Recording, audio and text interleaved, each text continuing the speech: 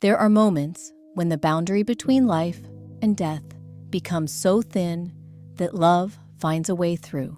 This is the story of Sarah Mitchell, a mother, a nurse, and the night she received a message from her daughter who had just died. But what she heard would change everything she believed about death. Let me take you back to March 15th, 2019, St. Mary's Hospital, Portland, Oregon, 3:47 in the morning. Sarah had been a pediatric nurse for 12 years. She'd held dying children before. She'd comforted grieving parents. She thought she understood death, but nothing prepares you for your own child.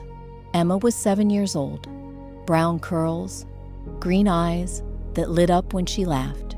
She loved drawing butterflies. She wanted to be a veterinarian when she grew up. Leukemia doesn't care about dreams.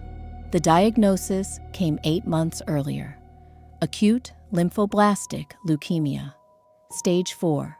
The doctors gave her a 30% chance. Sarah held on to that number like a lifeline. 30%. It's not zero. It's hope. They tried everything. Chemotherapy, radiation, a bone marrow transplant from Sarah herself. Emma was so brave. She never complained, even when her hair fell out, even when she was too weak to stand. She'd smile at her mother and say, "I'm okay, Mommy. Don't worry." But children's bodies are fragile, and sometimes love isn't enough. March 14th, Emma's condition deteriorated rapidly. Her organs were failing. The doctors moved her to intensive care. Sarah never left her side. She held Emma's small hand, whispered stories, sang lullabies. Emma's father, David, sat on the other side of the bed. They'd been divorced for 3 years, but grief has a way of erasing old wounds. In that moment, they were just two parents watching their child slip away. At 11:32 p.m., Emma opened her eyes. She looked directly at Sarah. Her voice was barely a whisper. "Mommy, I'm scared." Sarah's heart shattered. She leaned close, tears streaming down her face. "I know, baby. I know. But Mommy's here. Daddy's here. We're not going anywhere." Emma's breathing was labored. Each breath a battle. She squeezed Sarah's hand with what little strength she had left. "Will it hurt?" Sarah couldn't speak. The words caught in her throat like broken glass. How do you answer that question? How do you lie to your dying child? She kissed Emma's forehead. "No, sweetheart. It won't hurt. You're just going to sleep. And when you wake up, you'll be somewhere beautiful.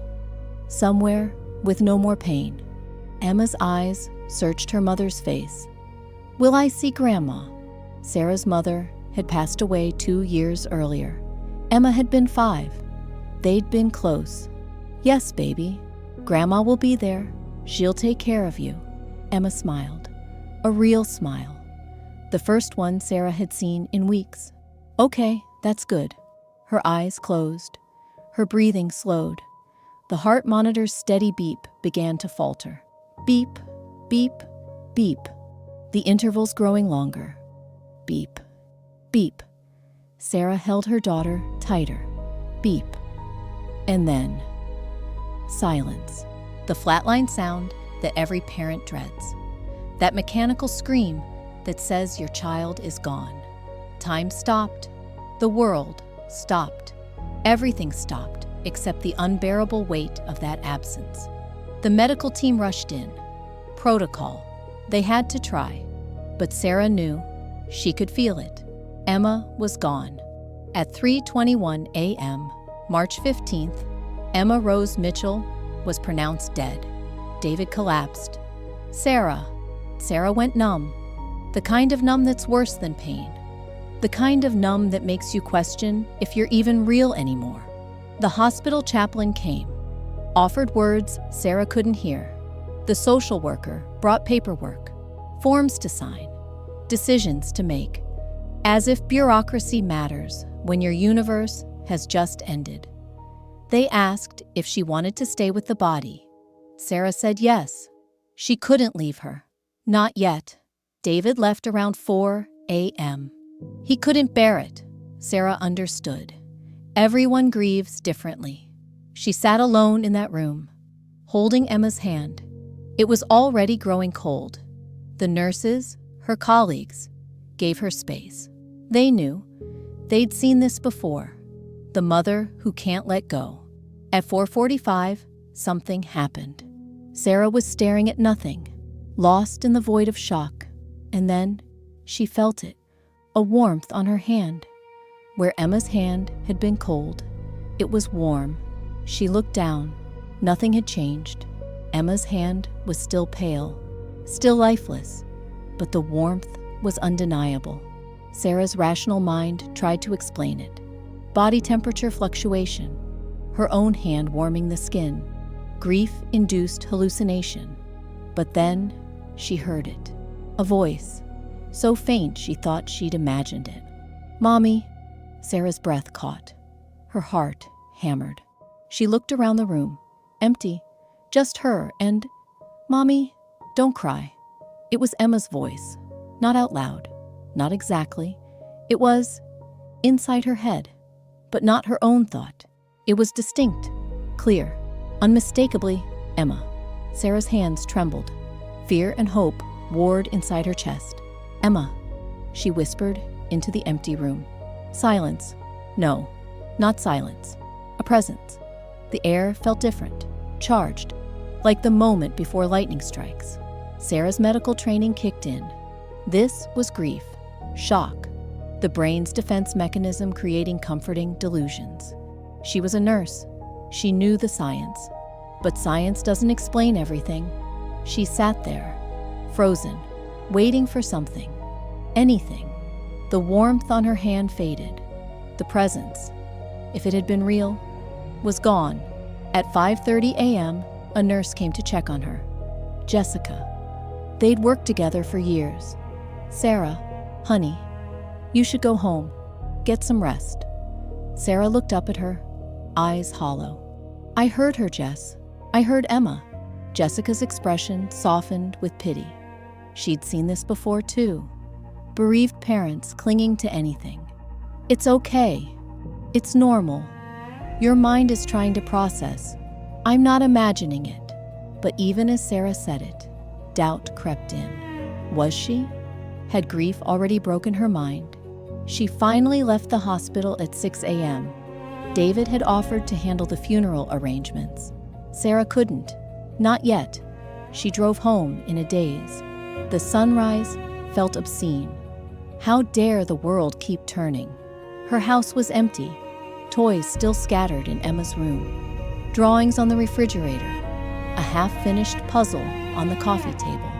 Sarah stood in the doorway of Emma's bedroom, the bed still unmade, the stuffed rabbit Emma slept with every night sitting on the pillow. She broke, the kind of crying that comes from the core of your being, the kind that makes you wonder how the human body can produce so many tears. She collapsed onto Emma's bed, buried her face in the pillow that still smelled like her daughter. Strawberry shampoo and innocence. And that's when it happened again. The presence, stronger this time. The air in the room shifted. A coolness, not cold, gentle, like a breeze that shouldn't exist in a closed room. "Mommy, I'm okay." Sarah shot upright, looked around wildly. Nothing. No one. "Emma, baby, is that you?" "I'm okay. Don't cry." The voice was clearer now. Not in her ears, in her mind, but real. Sarah knew the difference between her own thoughts and this. "Where are you? I don't understand." "I'm here. I'm always here. Grandma came, like you said she would." Sarah's breath hitched. Tears poured down her face, but different now. Not just grief, something else. Hope, fear. She didn't know. Are you a ghost? Are you trapped?" A pause. Then, something Sarah didn't expect. A feeling, not words. A feeling of lightness, peace. like Emma was trying to show her something she couldn't explain in language. Not trapped, free. It doesn't hurt anymore, Mommy, I promised. But I miss you so much. I don't know how to exist without you. You have to. Not for me, for you. You're going to help other kids, other mommies, like you always do. Sarah sobbed. This was insane. She was talking to empty air, having a conversation with her dead daughter. She should call someone, a therapist, David, someone, but she couldn't, because regardless of what this was, it felt real, and it was the only connection she had left. Will you come back? Can I talk to you again? Another pause. Longer this time. I don't know. It's hard. It takes something. Energy. I don't understand it all yet. But Mommy, you'll feel me.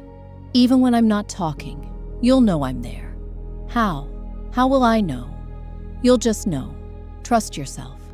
And then, she was gone. Sarah felt it. The presence lifted. The room returned to normal. Just a bedroom. Just silence. Sarah sat there for hours, replaying it, questioning it. Was she losing her mind? Was this real? She didn't tell anyone. Not David, not Jessica, not the grief counselor the hospital insisted she see. How could she? They'd think she'd snapped. Maybe she had. The funeral was 3 days later, March 18th, a small service. Emma's classmates came, teachers, Sarah's nursing colleagues. Everyone said the right things. She's in a better place. She's not suffering anymore. She's watching over you. Empty words, well-meaning, but empty. Sarah went through the motions, accepted condolences, thanked people for coming. Inside, she was screaming. That night, alone again, she sat in Emma's room, waiting, hoping, feeling foolish. Emma, are you there? Nothing. Please, baby. I need to know I didn't imagine it. I need to know you're okay. Silence. Sarah's heart sank. It had been grief, delusion, a mother's desperate mind, creating comfort where there was none.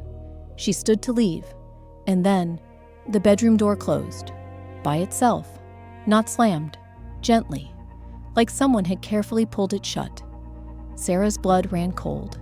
She stared at the door, old house, drafts, logical explanation, except there was no draft. The windows were closed. The air was still. Emma? The lamp on the nightstand flickered. Once, twice, then steady. Sarah's hands trembled, fear and wonder battling for dominance.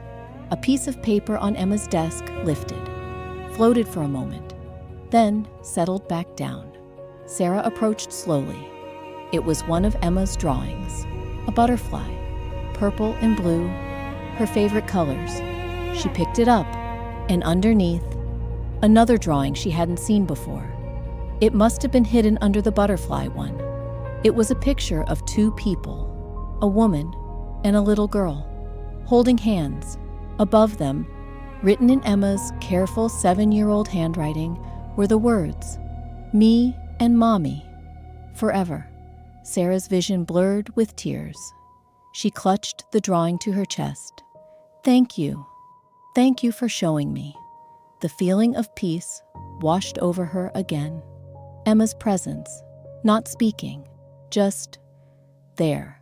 A warmth in her heart that hadn't been there before. And Sarah understood. This was real. Somehow, impossibly, Emma was still here. Not gone. Changed. Different. But not gone. The weeks that followed were strange. Sarah returned to work. She had to. Bills don't stop. Life doesn't stop. Even when yours has ended. But something had changed. She noticed things. Small things. Things she might have dismissed before. A patient's teddy bear falling off the bed, always when the child was scared. Always landing in a way that made them laugh. The lights in room 314 flickering every time a child was about to pass away, as if someone was there, waiting, ready to help them cross over. The faint scent of strawberry shampoo in corridors where Emma had never been. Were these signs? Or was Sarah simply seeing patterns in randomness? The human brain is designed to find meaning, even where there is none. One night, 2 months after Emma's death, Sarah was working the night shift. A little boy named Marcus was dying. 6 years old, brain tumor. His mother hadn't left his side in days. Sarah knew that exhaustion, that desperate vigil, that futile hope. At 2 a.m., Marcus's breathing became labored. The end was close. His mother, Teresa, gripped his hand, tears streaming silently. Sarah stood in the doorway, giving them space. And then she felt it, Emma's presence, stronger than it had been in weeks. She looked toward Marcus's bed, and for just a moment, she saw something, a shimmer, a shape, like looking at someone through water. A little girl with brown curls, standing at the foot of the bed, smiling. Sarah's breath caught. Emma, the shimmer turned toward her, and Sarah heard it, clear as day. "I'm helping him, Mommy, so he won't be scared, like Grandma helped me." Tears filled Sarah's eyes, but these weren't tears of grief. Not anymore. They were tears of understanding. The shimmer faded, and moments later, Marcus took his last breath. But his expression, it was peaceful, almost smiling, as if he'd seen something beautiful. Teresa wept, but through her tears, she whispered, "Did you see that? Did you see?" There was a light, and I swear, I saw a little girl. She took his hand. Sarah's heart swelled. She wasn't crazy. She wasn't alone in seeing it. "I saw her too," Sarah said quietly. Teresa looked at her, confused, desperate for confirmation. "My daughter," Sarah explained. "She passed 2 months ago. I think she was here, helping your son, making sure he wasn't afraid." Teresa should have thought she was insane, should have called security, should have recoiled. Instead, she grabbed Sarah's hand. "Thank you. Tell her thank you. He wasn't alone." Oh God, he wasn't alone. Sarah nodded, unable to speak. That night, when her shift ended, Sarah went home. She sat in Emma's room, and she talked to her daughter, not expecting a response, not needing one anymore. "I understand now. You're not gone. You're just somewhere else, doing something important, helping other children, the way you always wanted to help people." The warmth filled her chest, that familiar presence. And then, one last time, Emma's voice. "I love you, Mommy. I'll always love you. And when it's your turn, when you're ready, I'll be waiting, just like Grandma waited for me. I love you too, baby. So much. I know. I always knew. Don't cry anymore. Be happy. Live. For both of us." And then, peace. The kind of peace Sarah hadn't felt since before Emma got sick. The presence didn't leave. Not exactly. It settled, like Emma had found her place, and Sarah had found hers. Sarah Mitchell still works at St. Mary's Hospital. She's still a pediatric nurse. But something changed. She sees death differently now, not as an ending, as a transition. She holds dying children's hands, whispers to them about the light, about the people waiting for them, about how they won't be alone. And sometimes, when the room is quiet, she smells strawberry shampoo, sees a shimmer by the bed, hears a little girl's laughter that no one else can hear. Emma keeps her promise. She's there, helping, guiding, loving her mother from the other side of the veil. Death isn't the end. It's not even goodbye. It's just different. And love transcends everything, even death, especially death. If you're watching this because you've lost someone, I want you to know something. They're not gone. Not really. They're changed. They're free. And they're still with you, in the warmth you feel when you remember them, in the signs you see that seem too perfect to be coincidence, in the dreams where they visit and tell you they're okay. Trust yourself. Trust the love. It's stronger than anything. Even the darkness, even death. Thank you for listening to Emma's story, and Sarah's story, and the story of every parent who's had to say goodbye too soon. They're all connected by love, by loss, by the thin veil between worlds. And sometimes, if we're quiet enough, if we're open enough, we can hear them whisper, "Don't cry. I'm okay. I love you."